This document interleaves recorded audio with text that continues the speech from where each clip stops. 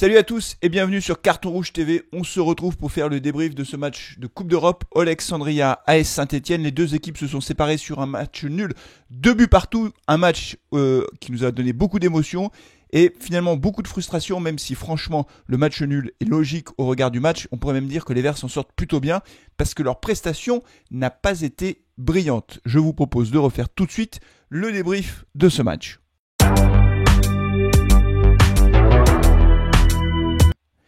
Les Stéphanois ont lâché le match nul dans les toutes dernières minutes de jeu. Alors on va refaire ensemble le déroulé de ce match. Tout avait bien commencé pour les Stéphanois. J'ai presque envie de dire comme d'habitude. C'est-à-dire que les Verts ouvrent le score et n'arrivent pas à garder leur avantage en Coupe d'Europe. C'est vraiment extrêmement frustrant. Les Verts ont ouvert le score à la 24e minute sur un penalty de Khazri. Penalty que Khazri est allé lui-même provoquer.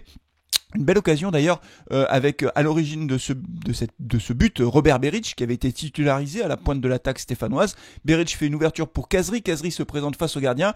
Il hésite, il ne frappe pas, finalement il décide de faire un crochet, le gardien le fauche, le pénalty est incontestable et Khazri se fait justice lui-même, 1-0 à la mi-temps. On s'en sort bien parce que sur cette première mi-temps, les Verts n'ont pas montré grand-chose, ils se sont quasiment pas créé d'occasion, voire pas d'occasion du tout en dehors de ce but-là, alors que de l'autre côté, les Ukrainiens, eux, ont mis Ruffier à contribution et sans un grand Stéphane Ruffier, finalement on ne serait pas revenu avec ce but d'avance au vestiaire. En deuxième mi-temps, les choses s'accélèrent dans le bon sens pour les Verts puisque à la 74e minute, Camara, le jeune Camara, 21 ans, qui a fait son entrée, qui était pour la première fois finalement avec autant de temps de jeu puisqu'il avait remplacé Robert Berić à la 55e minute. On parlera du coaching de Puel dans quelques instants.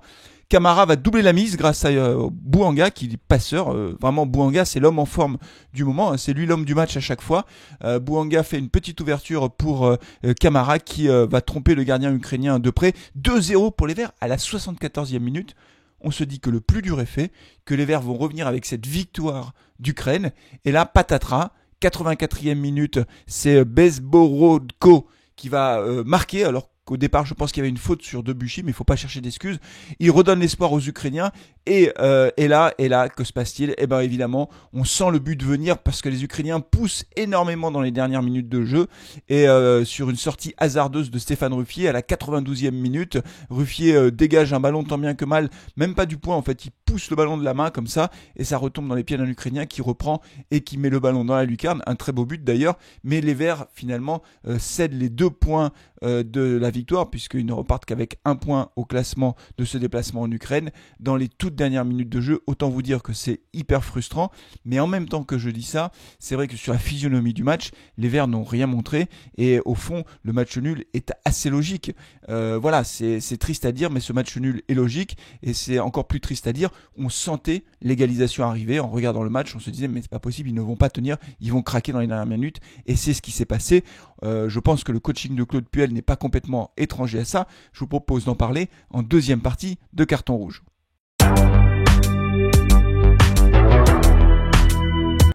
Alors après le 5-5-0 que Claude Puel nous a proposé à la maison face à Monaco, Claude Puel avait décidé d'aligner un attaquant en pointe en Ukraine, vous voyez, parce qu'il fallait gagner. Et donc il a titularisé Robert Berić. Robert Berić qui n'a pas fait grand-chose, mais il a quand même été passeur décisif pour Wabi Khazri. Et donc finalement la composition de départ était pas si mal que ça, j'ai trouvé. En tout cas, j'ai trouvé l'équipe sur le papier au départ plutôt cohérente, mais tout s'est compliqué lorsque Claude Puel a fait ses changements. D'abord, premier changement, 55e minute, il sort Robert Berić et il va faire rentrer Camara. C'est-à-dire qu'il sort un attaquant pour faire rentrer un milieu de terrain. Donc coaching hyper défensif. Alors bien sûr tu mènes 1-0, mais enfin il reste encore 35 minutes à jouer dans le temps réglementaire. Si tu commences à faire ce genre de changement à 35 minutes de la fin, ça veut dire que tu te prépares à subir des ballons pendant 35 minutes. Et ne pas prendre de but dans ces cas-là pendant 35 minutes, honnêtement, ça relève de l'exploit. Donc déjà, il sort Robert Berić, qui est quand même l'attaquant qui faisait le point de fixation devant. Alors bien sûr, il a fait monter Khazri à la place de Berić, mais je ne comprends pas qu'on fasse sortir un attaquant pour faire rentrer un milieu de terrain. Ça, c'est le premier point. Le deuxième remplacement qu'a opéré notre ami Claude Puel, c'est de faire sortir Wabi Khazri, qui était monté en pointe, pour faire rentrer Gabriel Silva, un défenseur coaching hyper défensif. Alors bien sûr, quand on mène à l'extérieur, on se dit il faut blinder, il faut tenir. Sauf qu'on le sentait venir ce truc. C'est-à-dire que c'était écrit en fait ce match nul. L'égalisation ukrainienne a été écrite. Et puis le dernier changement, c'est Boudbouz qui rentre à la place de Nordin. Bon, celui-là, je peux trop rien à dire, même si Boudbouz n'a strictement rien apporté dans le jeu. Hein. Il est rentré, on ne l'a pas vu. Donc le coaching de Puel là sur ce coup, c'est pas un bon coaching, je trouve. C'est pas un bon coaching. En tout cas, voilà, on joue hyper défensif. C'est vraiment inquiétant parce que même si Claude Puel est invaincu, il faut quand même le rappeler, depuis son arrivée à Saint-Etienne, il est invaincu, mais n'empêche qu'on a du mal à produire du jeu.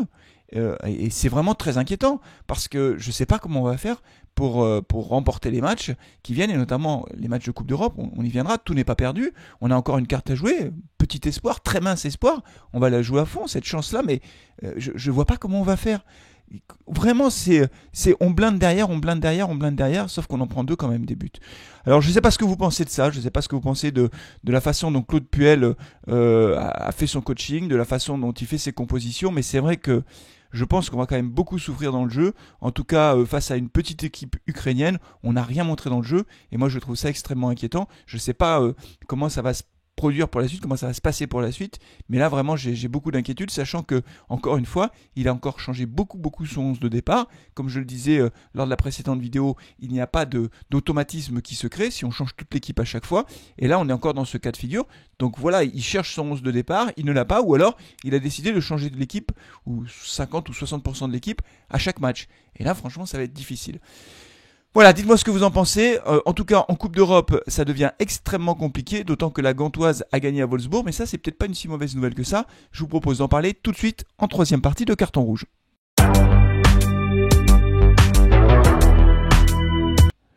Alors, il reste une petite chance de qualification pour l'AS Saint-Etienne en Coupe d'Europe. Alors, elle est petite, elle est petite comme ça, toute petite, mais elle existe, et il va falloir jouer à fond cette chance-là.